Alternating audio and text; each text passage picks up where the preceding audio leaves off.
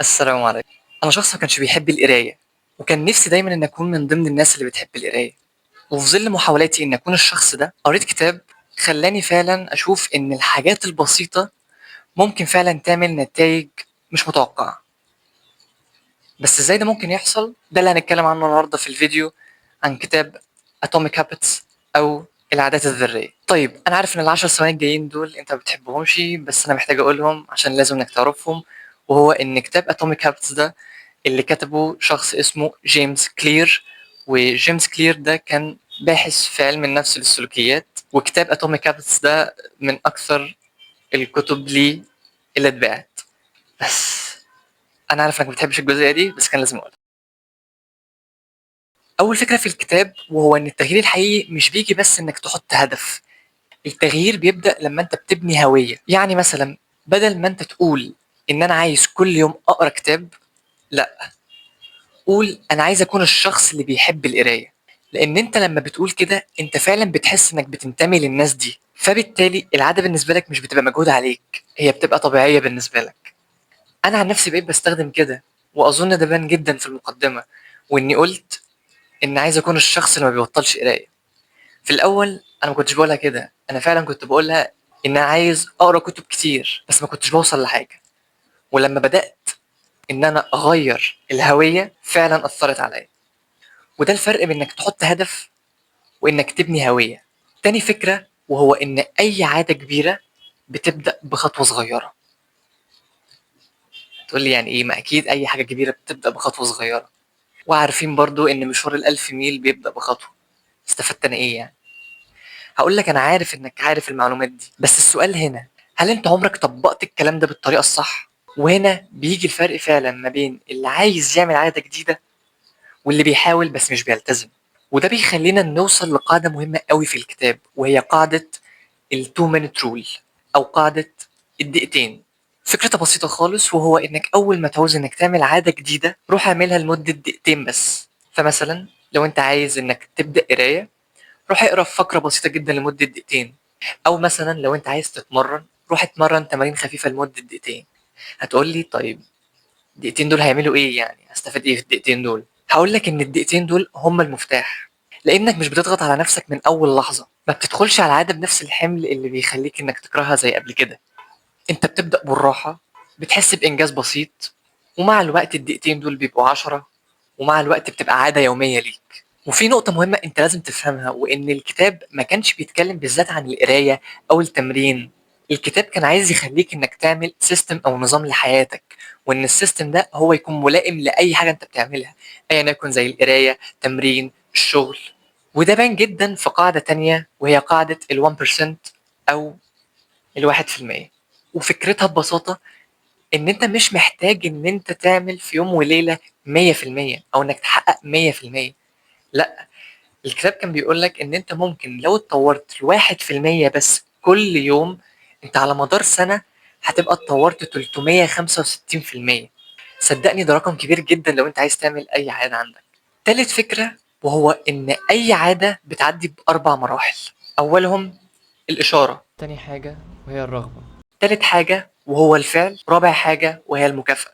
يعني مثلًا أنت لما بتيجي أي حاجة في دماغك إنك تعملها، فدي الإشارة، دماغك بتدي إشارة إنك عايز تعمل الحاجة دي، بعدين بيجي لك رغبة إنك تعملها، وبعدين فعليًا بتقوم تعملها، وبعد ما بتعملها بتاخد المكافأة منها. فمثلًا دماغك ادتك إشارة إنك محتاج إنك تاكل، فجالك رغبة إنك عايز تاكل فعلًا، فقمت رحت فاتح التلاجة بتاعتك واخد الأكل ورحت واكل، وبعد ما خلصت أكل حسيت بالمكافأة إنك شبعت.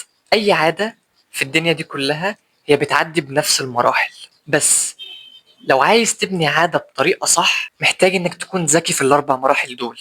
فمحتاج إنك تعمل إيه؟ محتاج بالضبط برضه 4 حاجات. أول حاجة إنك تخلّي الحاجة دي واضحة قدامك، تاني حاجة إنك تخلّي الحاجة دي جذابة ليك، تالت حاجة وإن هي تكون سهلة، رابع حاجة وإن هي تكون مرضية. أيوه بس إزاي ده ممكن يحصل فعليًا على أرض الواقع؟ هاقول لك. يعني مثلًا أنا كل يوم باصحى الصبح باحب إني أقعد هنا على الكنبة، فبقيت باعمل إيه؟ ببساطة بقيت باحط الكتاب اللي أنا عايز أقراه أو اللي أنا شغال عليه دلوقتي، بقيت باحطه هنا جنبي على الكنبة، مجرد ما باجي اصحى الصبح واقعد هنا على الكنبه بفتكر دايما ان محتاج ان اقرا دلوقتي، فبالتالي نادرا قوي ما بيعدي يوم من غير ما بقرا حتى لو صفحه واحده. وبقيت بعمل ده برضو مع اي حاجه، فانا ببقى محتاج كل يوم زي ما بقرا في الكتاب محتاج برضو اني بقرا الورد القراني بتاعي، فبقيت بحط الاتنين هنا جنبي عشان يكونوا واضحين قدامي. وهي دي كانت اول طريقه انك تعمل عاده جديده، وانك تخلي الحاجه واضحه. كل واحد هيعملها بطريقته، يعني الكاتب ما قالش انك تعمل الطريقه دي، ولكن كل واحد بيبقى ليه حته هو عارف انه مثلا بيقعد فيها، فبالتالي هي دي الحته اللي ممكن يلعب عليها وان يخلي الحاجه او العاده اللي قدامه تكون واضحه انه يعملها. الكاتب اهتم جدا بفكره البيئه اللي حواليك، وان البيئه بتعمل. انت بتعمل ايه؟ حمله نظافه. فطبيعي جدا انت بتعمل زي اخونا اللي كان هناك ده وعمال بتخفي الكتب او بتخفي العاده او الحاجه اللي انت عايز تعمل لها عاده. طبيعي جدا انك مستحيل تكمل فيها ومش هتفتكرها. طيب اللي احنا اتكلمنا فيه ده كان في جزئيه ان تكون الحاجه واضحه. طب ازاي اخليها سهله؟ اظن احنا اتكلمنا فيها، وهي انك تستخدم ال2 minute رول، لان زي ما قلنا ال2 minute رول هتخليك ان انت ما تكرهش الحاجه.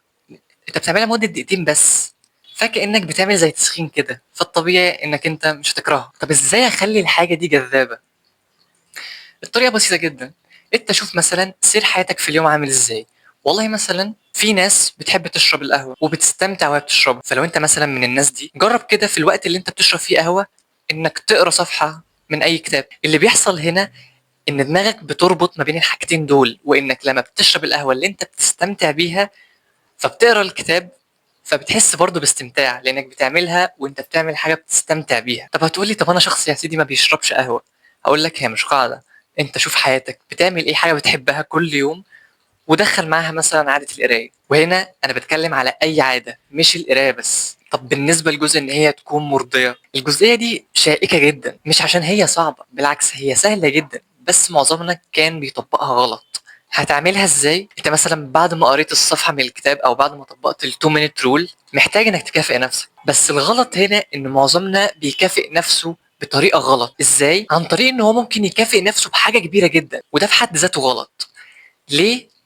ده هيبقى فيديو منفصل ان ليه ده غلط، لان في كذا كتاب اتكلم في الجزئيه دي بالذات، فالجزئيه دي شائكه جدا. فخلينا لحد دلوقتي ان انت مثلا بعد ما قريت الصفحه كافئ نفسك مكافاه بسيطه. فلو انت قدرت انك انت تعمل الاربع مراحل دول مع الوقت انت هتكون عاده جديده. وزي ما قلت لك انت لو عايز تتخلص من عاده سيئه محتاج انك تعكس كل الاربعه دول. فبس لو انت وصلت لحد هنا فاعتقد انت غالبا فعلا بتحاول انك تعمل عاده جديده في حياتك، سواء كانت قرايه، مذاكره، شغل، تمرين، او ايا يكن الحاجه دي، او انك ممكن تكون بتتخلص من عاده سيئه عندك. فكتاب اتوميك هابتس او العادات الذريه هيساعدك فعلا انك تبدا صح. انا شخصيا اللي قلت لك النهارده ده هو ده اللي خلاني اكون اتحول من شخص ما بيقراش خالص لشخص ما بيبطلش قرايه. فالتغييرات البسيطه اللي انا خدتها من الكتاب هي اللي خلتني اكمل، وهي اللي خلتني النهارده اشارككم التجربه دي. فبس لو انت حابب انك تعمل لايك للفيديو، سبسكرايب للقناه،